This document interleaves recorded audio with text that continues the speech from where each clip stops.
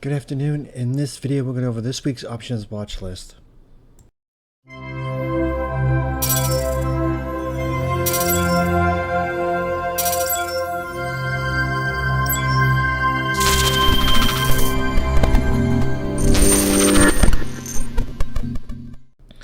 Before I get into the watch list, if you're not in the room, you can find the link in the description of the video and in my bio section of social media accounts. Also, please like the video and subscribe to the channel if you haven't done so already.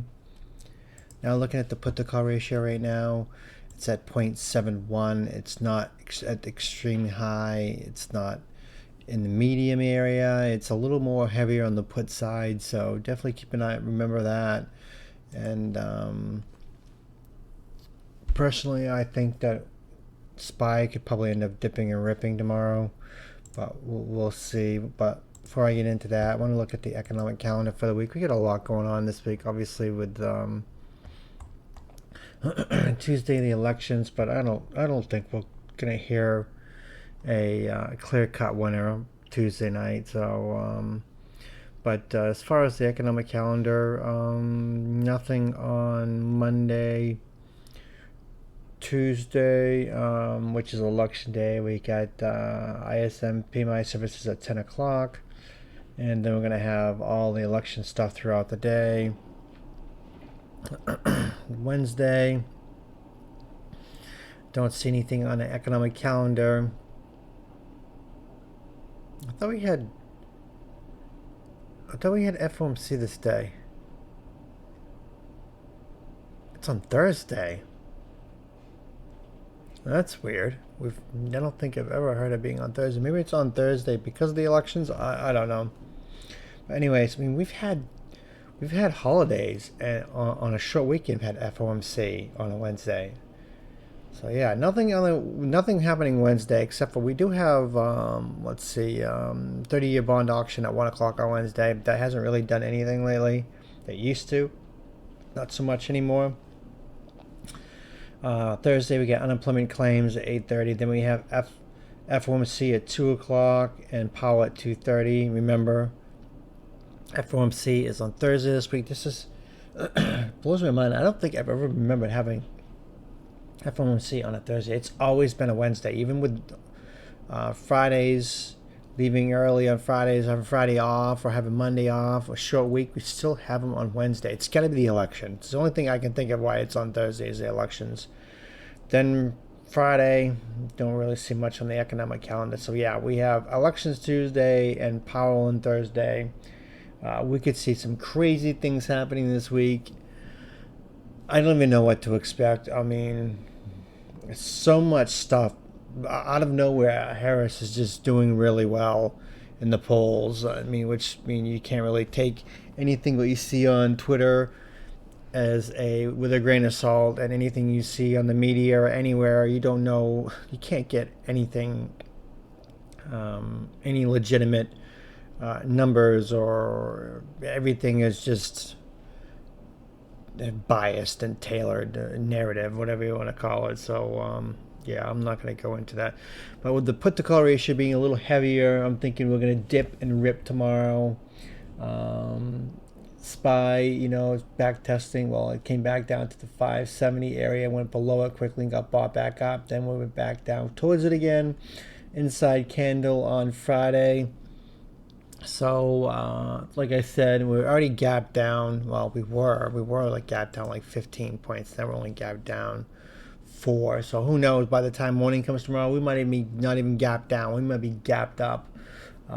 So if we do end up gapping up, I'm going to be watching for a gap fill over 576 for a push to 580. Now with elections on Tuesday, the market's probably going to end up having a strong day. I can't imagine having a red day on elections. That would look bad, regardless who the presidential candidates are for either side. So I'm thinking that we're going to see this gap fill maybe tomorrow, maybe even Tuesday, back to a new all-time high until we have the election results. That's just my feeling, my input, whatever I should say. I can't speak right now, but my mind's going 100 miles an hour. My mouth can't keep up with it. So VIX is pretty elevated up to close at 2205. Get a gap to fill down here. If SPY does take off and start going back to all-time high, we probably could see VIX fill that gap down to 20 and get down to 19 or even 18. So it's hard to tell what is going to happen this week. I mean, we're just going to take it day by day, play based on what the market gives us during the day and pre-market, then play off that during the day and just watch the news closely and see what happens. I mean, right now, like I said, a possible dip and rip to all-time high for elections, and based on where the SPY is at that particular time, who knows what Powell could do. Powell could not cut rates at all and just stay the same, and that will probably freak the market out. Or if he does cut a rate, I mean, the market could take off, and at some point the market's gonna have a huge correction because it's been sitting up on fabricated numbers. The market, this whole rally has been nothing but thin air. It's been completely propped up by the Fed and bogus numbers, and at some point, cutting rates is going to catch up with the market, and you're going to send it down to probably 450, even 400 at some point. But maybe I'm being too hopeful. But I think that sooner or later something's going to end up happening major. So with that said, even though I'm looking for a gap fill up here, I would still watch. It gets below 568, get back down to the 565, 560 area on SPY. Amazon, going into Amazon for Halloween season, ends up doing pretty well. I'd watch it over 200. Gets over 200, we're probably going to see a strong push to 220, 215, 220 on Amazon because of the season. Christmas season is always pretty strong for Amazon. BA, I just had a brain fart for a minute. They get an inverted head and shoulders. You get the left, you get the head, and you get the right shoulder right here. So it gets over this 155 area, probably push to 160, 165, 170 on Boeing. Then we had, that I saw that over the weekend too. I know I'm jumping all over the place, but over the weekend I saw that the U.S. is warning Iran that they won't be able to control Israel if you attack. So if they attack, that could be something that could end up happening. I'm surprised that Taiwan and China hasn't tried to invade Taiwan yet, being what the elections are right here. I don't know. There's just a lot of uncertainty in the world. But yeah, BA, definitely keep an eye on that. Inverted head and shoulders for a push up. Covered Amazon. NVIDIA did end up dropping a little bit the past few days, so we'll have to see what ends up happening with the market. So if the market does manage to get stronger, sometimes when the market's weak, NVIDIA just has a mind of its own to take off. So I watch NVIDIA over 138 for push to all-time high, which would be that 144, 42 area. It gets over that, it's probably going to push to 150, 160 on that, because we could have seen this kind of a move right here, bouncing up back up to the 145 on NVIDIA.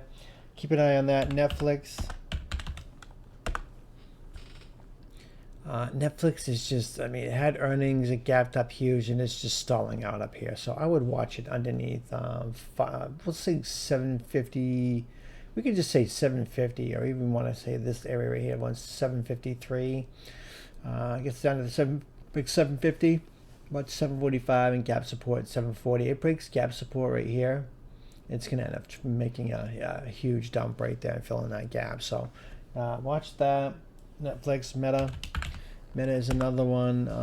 It did pull back a little bit, but it's kind of like this area of support right here, right around the 565 area.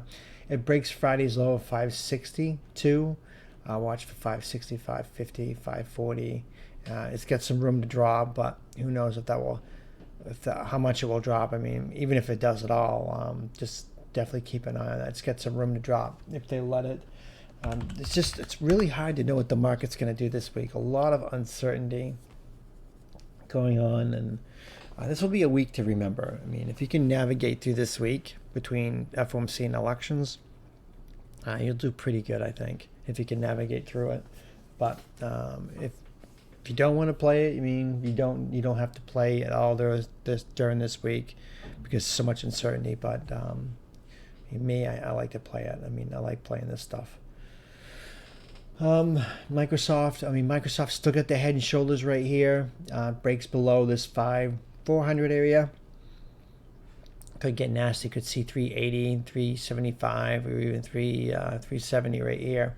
But I would play it off probably this low right here, 407, 408 area. Breaks below that, then you could probably play to 400, be a big psychological number. And then you know that rest is history from there, from 390, basically every $10, 380, 375, 370, 360, 350, and stuff like that. So not going to be too much coverage on anything else on this week. The elections and FOMC is going to be the main focus of the week, and it'll be interesting. This week's going to be interesting. That's all I'm going to say is that's why you need to be in the room. We're going to take one day at a time. That's all we can do. We can't predict the future. We can't sit here and think that what's going to happen, because my opinion is whatever happens for elections, I expect the opposite to happen for FOMC. That's my thinking right now. If SPY does pop, makes new all-time high, and VIX gets really low through elections, and then FOMC could tank it. Or if the market does dump before elections, FOMC could pop it. That's my thinking right now. But I could be completely wrong. We could rip and rip higher, or we could dump and dump more. I don't know. So it's anyone's guess at this point. So that's going to do it for the watch list, and thanks for watching.